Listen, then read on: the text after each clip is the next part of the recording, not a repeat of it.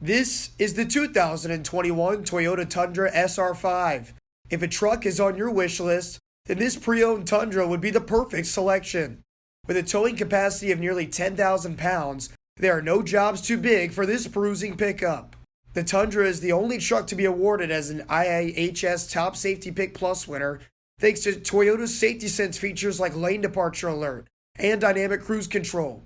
The roomy rear cab will also allow you to take family and friends with you no matter where you're heading. The best part is that this Tundra is protected by Toyota's certified pre-owned warranty. Today, we're taking Spencer Kennedy for a drive.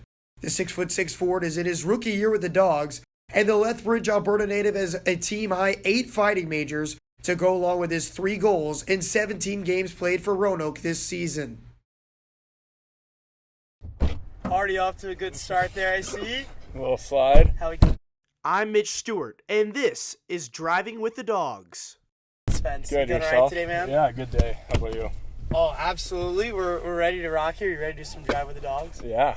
We even got the big Tundra out here for you today. Yeah, it's a nice truck for sure. I want to start back to earlier this season. You were still playing college hockey in Alberta at Portage College, your second season there, and you end up making the decision that you wanted to take your talents to the pro level. I'm just curious to hear what kind of led to that decision for you, where you decided to leave college and try to find a pro team. Yeah, it kind of came up second semester. I got the opportunity with the Rail Yard Dogs here. I was talking to Coach Brems, and I thought the game kind of suited my style of play a lot better in the professional level than playing at the collegiate level.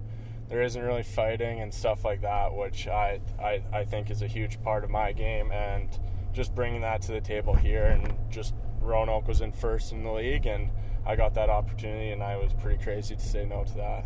You've proven yourself to be a very skilled fighter, and you're getting a lot of experience here in just your first year professionally. When did you kind of learn that that was a part of your game that you would not only like to explore, but also kind of use to your advantage?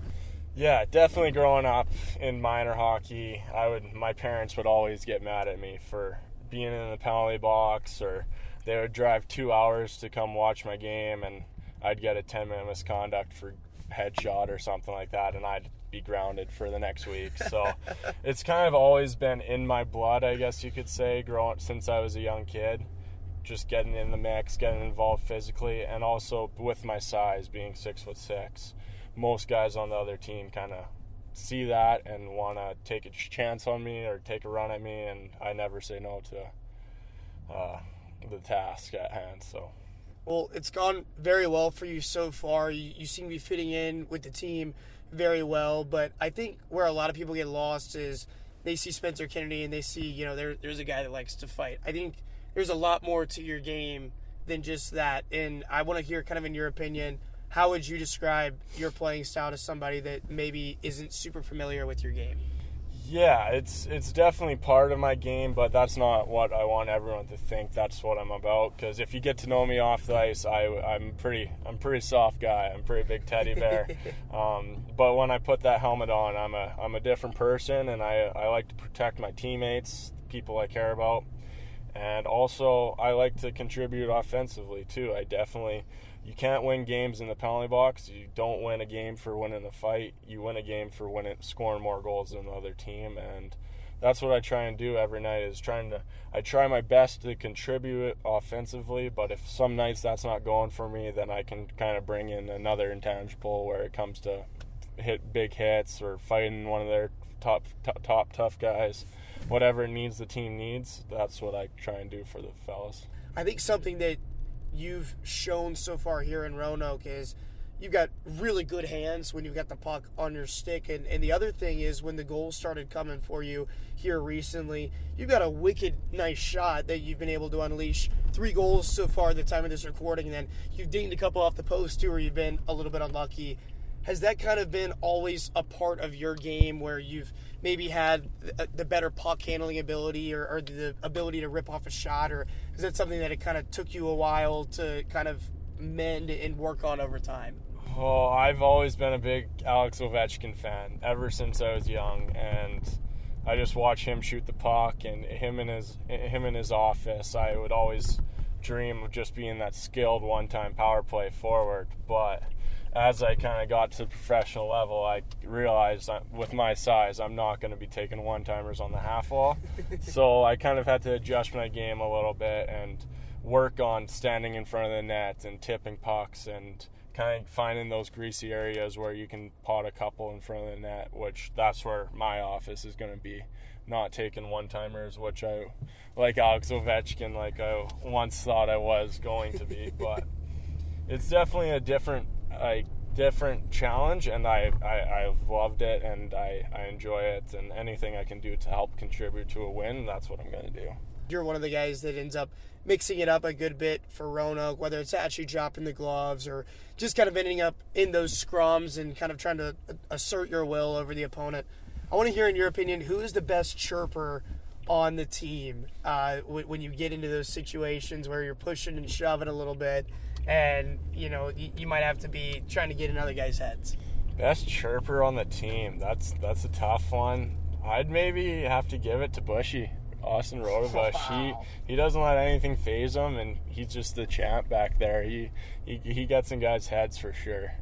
Another thing that I actually just found out before we were about to film this, and I've got to put you on here now. All right. So I want to hear, when you're at a restaurant, you're getting a nice 10-ounce filet or a big ribeye.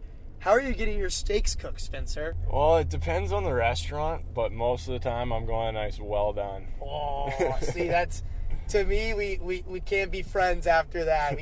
You're out here chewing pucks, you're chewing rubber with the well done steaks. When did that? Is it something for you where you've tried to do the medium rare, the rare? Growing up as a kid, my younger brother would still to this day he eats it blue rare. Like it's still mooing on his plate. So maybe I just, from looking at him eating that and then I'm eating mine with blood on my plate, I just don't really like it. But ever since then, growing up as a kid, my family would have steak and my brother would be all fired up and he'd be like, yeah, cook mine blue rare, and then my mom and dad are medium rare, and I would just get a couple pieces of their medium rare because I didn't really like steak. And then finally one time my dad accidentally burnt one on the barbecue, and I was like, I'll just eat that because I don't like steak, and I loved it. I just was like, this is unreal. Like, you should cook my steaks like this all the time. You coming in from all the way out in Alberta, you weren't able to get your car here when you joined the Dawgs back in January. So you end up riding with your teammates a whole heck of a lot, whether it's to the rink or just to wherever you guys end up going. And I'm curious to hear, it's a two-parter. Who do you feel like the safest driver you've been with is, and who's the driver that you've been with that maybe kind of had you gripping the handle or kind of gripping your armrests a little bit when you're in the car? I might have to say the safest driver is probably Valerian. He does the Uber X or Express Plus in the summer. So he's a good driver. He picked me up from the airport, and he was a really good guy right off the hop. So made me feel welcome within 10 minutes of being here. So I'd have to say safest driver, Val. And then everyone's like a pretty good driver, but Dominic loves his speed. He likes to fly for sure in his little Honda. So I'd say Dom's probably the craziest driver I've been with, and Val's the best driver.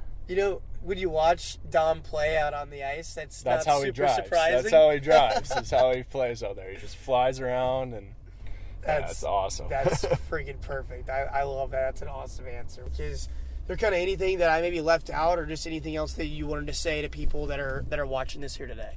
No, yeah, you asked some good questions. Kind of caught me off guard a little bit. You said they were going to be all easy, but no, it was a good time. Threw you off a little bit. Yeah, no, it was a good time. I'm glad. I love my time in Roanoke. Everyone, all the fans, all our booster club, everyone's just been so welcoming, including the players. So not much to complain about other than, nothing. Well, good deal. But yeah, shout out to the parents, family back home. That's about it. Well, good deal. Well, Spencer, thanks so much for joining me today, man. Thank you, Mitch. Awesome job, and we're looking forward to what should be a really fun playoff run here for the Dawgs. Yeah, it will be. I'm excited too. Have a good one, man. All right, thank you. Driving with the Dawgs is sponsored by Haley Toyota, the official ride of your rail yard dogs. Visit Haley Toyota online at haleyhasitforless.com and stay tuned for more episodes coming soon.